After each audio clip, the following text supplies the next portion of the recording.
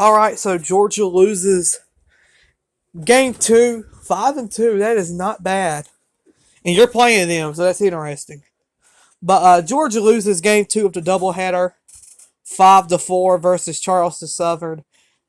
Man, you can't complain about how Georgia played today. Georgia went 4-1 over the weekend. It's 2 games against Georgia Southern, 3 games versus Charleston Southern. I mean, that is just crazy. You know what? The Saturday, that was last minute. They weren't supposed to play.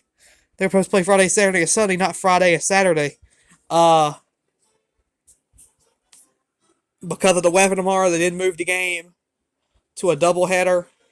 Today, fully worth it. Connor Tate played one of the best. He had one of the best weeks, I think, at Georgia. Him and Charlie Condon and Gonzo have some of the best moments this week a Georgia player I think it's ever had. Georgia had it rough the last 2 weeks. They had to go to Atlanta, to Gwinnett, to Georgia Southern, to South Carolina, and then back to Foley Field. I mean, the boys deserve this really good rest. They'll get for 2 or 3 days, and it's Wofford. And then that conference play starts. But, man, you don't expect to sweep a doubleheader.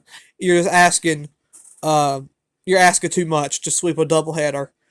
Georgia is now 12-4, and you know what? There's a lot of teams that would love to be in that position right now. Georgia is in a great position. If we keep this rate up, we'll host a regional, and I believe we can. I believe we will. But Georgia does lose 5-2 in a good baseball game. I wish those runs carried over, but hey man, it's perfectly all right. So let's go Diamond Dogs, and proud of how the boys played today. That was a rough last week or so for them. They deserve the rest. They rest off. Let's go beat Wofford.